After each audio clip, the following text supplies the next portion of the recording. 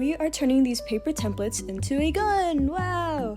Spoiler, I had to freehand most of these because they actually didn't have a template of the gun skin that I needed.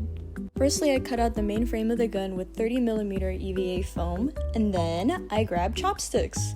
Yeah, chopsticks. And I used it as my support so that it's not floppy or awkward to hold the gun. For the barrel of the gun, I used paper towel rolls instead of cutting out foam, just to make my life easier.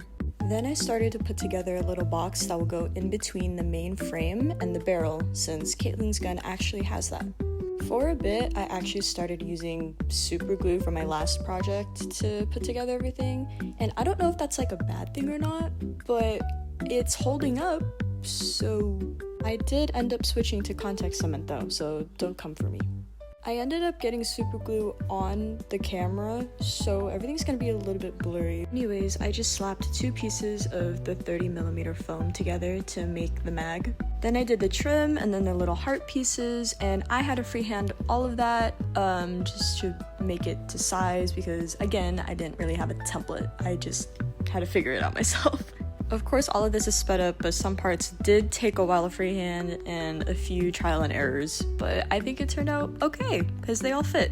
There were so many little details that I had to make, and this next one was that little belt looking thing, and it was kind of difficult to figure out like what I wanted to do with it, but I think the final results were pretty accurate, so I'm proud of myself. I switched over to using this foam clay that I got on Amazon for like more of the details, and for this little in-between piece that I talked about earlier, oh my god, I think I spent like 3 hours straight on it, and I had to replicate quilt on with the foam clay, and I had to like etch it in, and it was stressful. Oh lord. It turned out okay though, because it kind of does look like quilt in the end.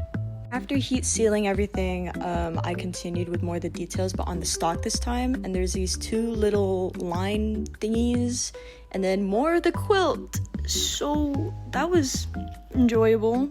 Also, see, I did switch to contact cement. Don't come at me.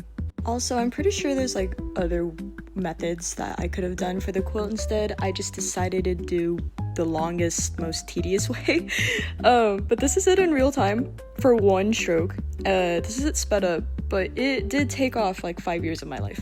Basically at the end of assembling it, so I primed everything with Mod Podge because I don't have spray.